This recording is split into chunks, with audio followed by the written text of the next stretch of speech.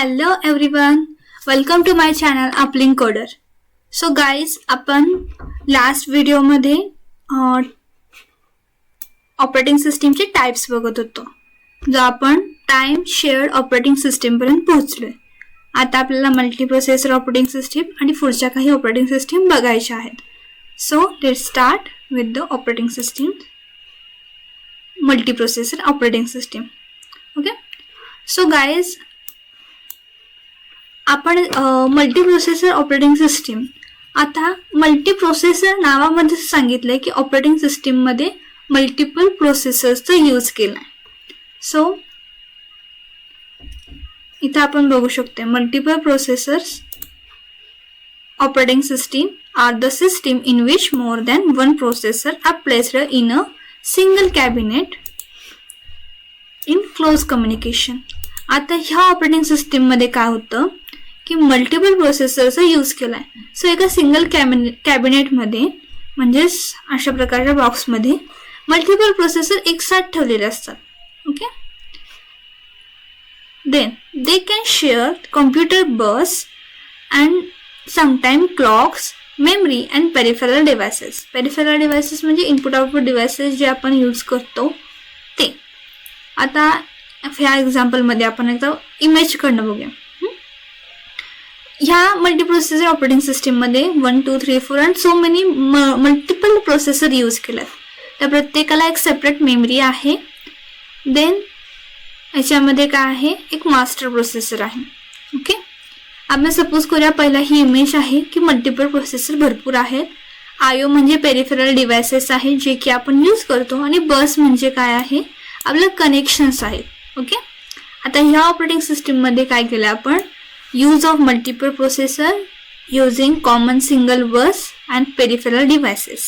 Okay, म्हणून याला आपण मल्टी प्रोसेसर ऑपरेटिंग सिस्टीम म्हणतो. Okay, every processor has its own memory. म्हणजे काय, कॅशे मेमरी. आपली जी परमनंट नसते मेमरी, कॅशे मेमरी काय आहे तर रॅम मेमरी आहे. ओके, इथं मध्ये आपल्याला प्रत्येक प्रोसेसरला एक सेपरेट मेमरी दिली आहे. Multiprocessing operating system are also called as parallel system or tightly coupled system.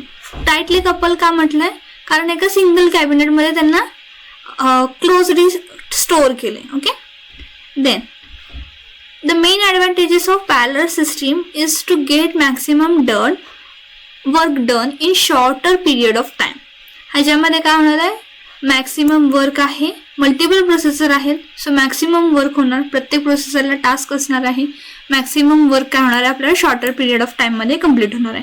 याच्यामध्ये दोन टाइप्स आहेत, असिमेट्रिक मल्टीप्रोसेसिंग आणि symmetric multiprocessing. In this system a specific task is assign to the each processor. आता ह्या प्रत्येक प्रोसेसरला एक स्पेसिफिक टास्क दिलाय. का तर भरपूर काम आहे आपल्याकडे आणि ते कमी टाइममध्ये आपल्याला कंप्लीट करायचं आहे.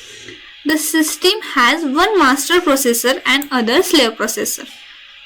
इथं काय दाखवल्याप्रमाणे एक मास्टर प्रोसेसर आहे आणि भरपूर स्लेव्ह प्रोसेसर आहेत. आणि ह्यातलं काय करतो, मास्टर कंट्रोल करतो, controls the system, and slave processor follows the instruction of the master and or perform their predefined task. Okay, ह्याच्यामधला जो मास्टर आहे तो प्रत्येक स्लेव्हला कंट्रोल करतो, आणि किंवा त्याच्याकडे जर कंट्रोल काम नसेल तर तो त्याचं प्रीडिफाईन्ड टास्क कंप्लीट करतो. हे झालं asymmetric multiprocessing. Okay, symmetric multiprocessing, याच्यामध्ये काय होणार की प्रत्येक प्रोसेसरला काय होणार आहे, कंट्रोल करणारा कोण नाही आहे. प्रत्येक प्रोसेसरला आपलं आपलं काम करायचं आहे. Okay, in symmetric multiprocessing there is no master slave concept used. All processors are peer processor. प्रत्येक प्रोसेसर का आहे, पीयर आहे. They perform all task within the operating system. Operating सिस्टीमचे जे काही टास्क आहेत ते प्रत्येकामध्ये डिस्ट्रीब्यूट होतील आणि ते करतील. The benefit of symmetric multiprocessing model, SMP म्हणजे symmetric multiprocessing model, is that many processes can run simultaneously. याच्यामध्ये काय होणार आहे, मल्टिपल प्रोसेस आहेत ते सायमल्टेनियसली वर्क होणार आहेत. ह्याच्यामध्ये पण होणार आहेत, बट काय करणार आहे, मास्टर त्याला कंट्रोल करणार आहे प्रत्येक स्लेव्ह प्रोसेसरला.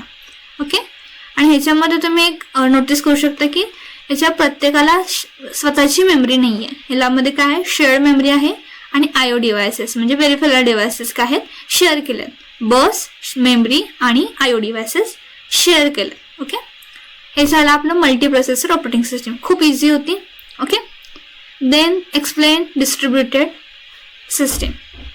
आता ह्याच्यामध्ये बघायचं झालं तर प्रत्येक सिस्टीम आहे वेगवेगळी आहे आणि ती डिस्ट्रीब्युटेड सिस्टीममधलं कम्युनिकेशन घडवायचं आहे आपल्याला.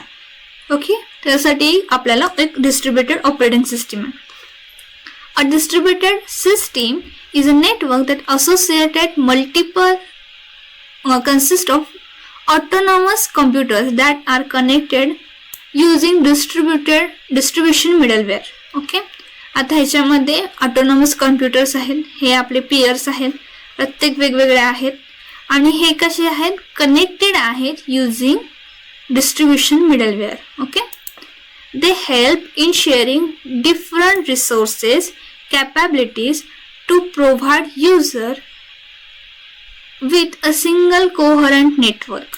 सिंगल कोहरंट नेटवर्क, एक नेटवर्क क्रिएट करण्यासाठी ते काय करतात, त्यांचे जे रिसोर्सेस आहेत, कॅपॅबिलिटी आहेत, फीचर्स आहेत, ते काय करतात, शेअर करतात in the distributed operating system. In this system processor does not share memory और clock. Instead each processor has its own memory. आता इथं तुम्हाला एक ह्याच्यामध्ये इमेजमध्ये पण दिसेल, प्रत्येक प्रोसेसर आहे, प्रोसेसर CPU मध्ये असतो, तर प्रत्येक प्रोसेसरकडे काय आहे, त्याची स्वतःची मेमरी आहे. ते त्यांची काय करतात, मेमरी शेअर करत नाहीत किंवा त्यांचा दिलेला क्लॉक टाइम आहे तो पण शेअर करत नाहीत. त्या प्रत्येकाकडे त्यांची मेमरी आहे. हे या सिस्टीमचं कॅरेक्टरिस्टिक्स आहे किंवा फीचर आहे. Processor is distributed in a distributed system may vary in size and function. प्रत्येक प्रोसेसर जो आहे या सिस्टीममधला तो त्याच्या कॅपॅबिलिटीमध्ये, फंक्शनमध्ये वेगवेगळा असू शकतो. Then this processor referred as site, nodes, computers and so on. म्हणजे ह्या सिस्टीमला मी साईट म्हणू शकते, कॉम्प्युटर म्हणू शकते किंवा आणखी काही म्हणू शकते किंवा आपण ह्याला प्रत्येकाला नोड देखील म्हणू शकतो. The nodes communicate with each other through high speed buses और telephone lines by message passing. ह्याच्यामध्ये कम्युनिकेशन कसं होणार, हाय स्पीड बसेस म्हणजे आपलं टोपोलॉजीस आपण जे लास्ट सेमेस्टरला शिकलेलो ते यूज करून त्यांच्यामध्ये कम्युनिकेशन होणार, डेटा ट्रान्सफर होणार. Okay, this system are also referred as loosely coupled. हे एका कॅबिनेटमध्ये नाही आहेत. मल्टीप्रोसेसर कसं होतं, सगळे जे सिस्टीम्स प्रोसेसर आहेत ते एका कॅबिनेटमध्ये क्लोज होते. आता हे प्रत्येकजण कसे आहेत, सेपरेट आहेत. सो यांना आपण काय म्हटलंय, लूजली कपल्ड सिस्टीम म्हटले. हे झालं आपलं डिस्ट्रीब्युटेड ऑपरेटिंग सिस्टीम. आता real time operating system.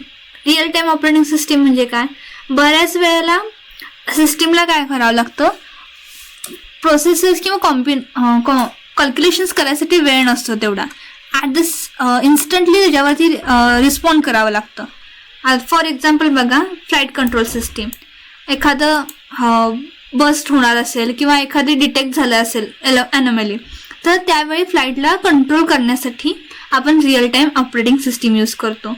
Military applications असतील किंवा ATM मशीन्स असतील, अशा ठिकाणी पण म्हणजे जिथं प्रिसाइसली गोष्टींकडे लक्ष द्यावं लागतं अशा ठिकाणी आपण real time operating system use करतो. Okay, real time system has well defined fixed time constraint. Processing should be done within the defined constraint. म्हणजे फॉर एक्झाम्पल तुम्ही गाडी चालवत आहात आणि अचानक ॲक्सिडेंट झाला, त्या विदिन मिलियन ऑफ सेकंड किंवा मिली सेकंड्समध्ये एअरबॅग्स ओपन झाले पाहिजेत. हे काय आहे, रिअल टाइम ऑपरेटिंग सिस्टीमचं एक एक्झाम्पल आहे. म्हणजे मिली सेकंडचा जरी फरक पडला तर ड्रायव्हरचा किंवा गाडी चालवण्याचा डेथ होऊ शकते. सो ह्यामध्ये फिक्स्ड टाइम कन्स्ट्रेंट्स जो आहे ते मेन इम्पॉर्टंट आहेत. Real time operating system used in real application means those application where data processing should be done in fixed and small quantum of time.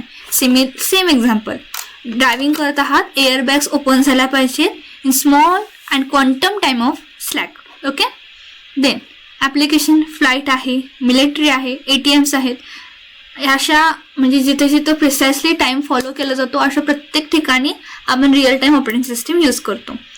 A primary objective of real time system is to provide quick event response.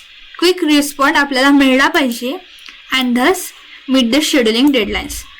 For example same मी तेच example घेते की airbags आहेत त्या accident झाल्याच्या one सेकंडमध्ये open झाल्या पाहिजेत.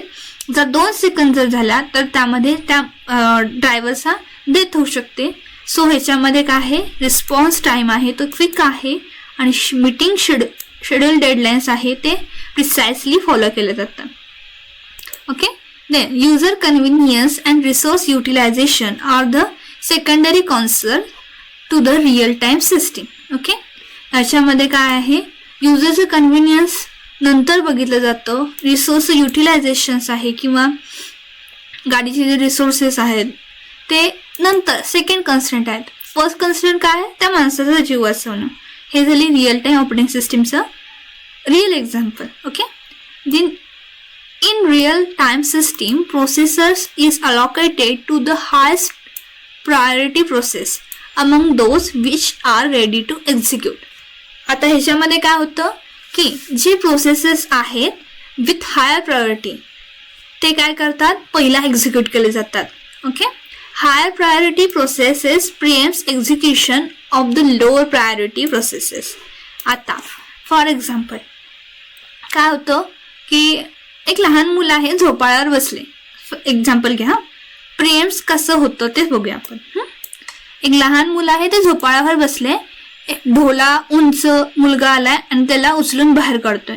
काय झालं, लोअर प्रायोरिटीचा पोरगा पहिला झोपाळ्यावर बसलेला, जो ढोला उंच पोरगा आहे तो काय झाला, हाय प्रायोरिटीचा आला. त्यानं काय केलं, लहान मुलग्याला त्या उचललं, बाजूला केला आणि तो स्वतः झोपाळ्यावर बसला. हे झाली हायर प्रायोरिटी आणि लोअर प्रायोरिटीचं एक्झाम्पल. म्हणजेच काय होतं, हायर प्रायोरिटी जो आहे तो काय करतो, लोअर प्रायोरिटीला काय करतो, बाहेर काढतो, प्रिएम्प्ट करतो आणि काय करतो, एक्झिक्यूट करतो त्याची process. Okay, this form is called as priority based preemptive scheduling. Okay, ह्याच्यामध्ये काय होतं, रिअल टाईम आहे. सो इन्स्टंटली एअरबॅग्स ओपन होणं इम्पॉर्टंट आहे. म्हणून ज्या बाकीच्या प्रोसेस आहेत त्याला सेकंडरी मूव्ह केलं जातं आणि एअरबॅग्स पहिला ओपन केल्या जातात गाडीच्या. ही झाली प्रिएम्प्शन.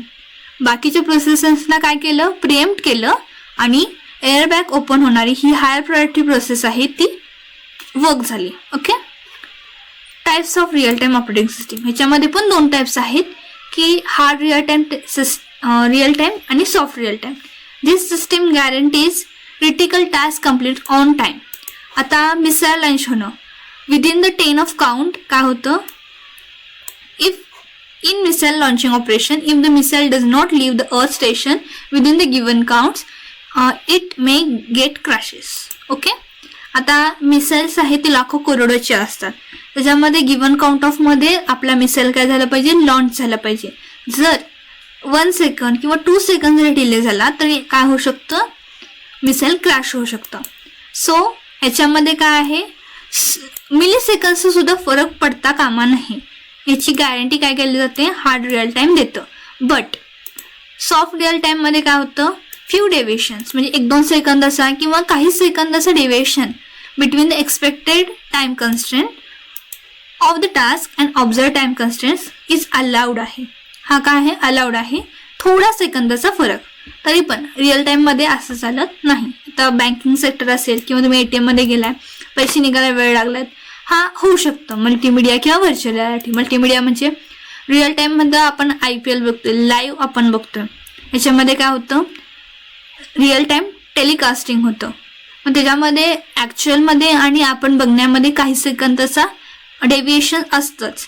सो ह्याच्यामध्ये हे एक एक्झाम्पल येतं सॉफ्ट रिअल टाईम सिस्टीमचं. Okay, then explain the concept of mobile operating system. Mobile operating system आपण सगळेच मोबाईल यूज करतो आणि मोबाईल ऑपरेटिंग सिस्टीम खूप इझी आहे. Okay, mobile operating system is one that controls smartphone, personal digital assistants and tablets. Okay, personal digital assistance म्हणजे आपले जे smart watches आहेत त्याच्यामध्ये पण आपण ऑपरेटिंग सिस्टीम तीच यूज करतो. A mobile operating system is also known as mobile OS that controls mobile device. सेमच वाक्य आहे, रिपीटेडली यूज केले. ओके.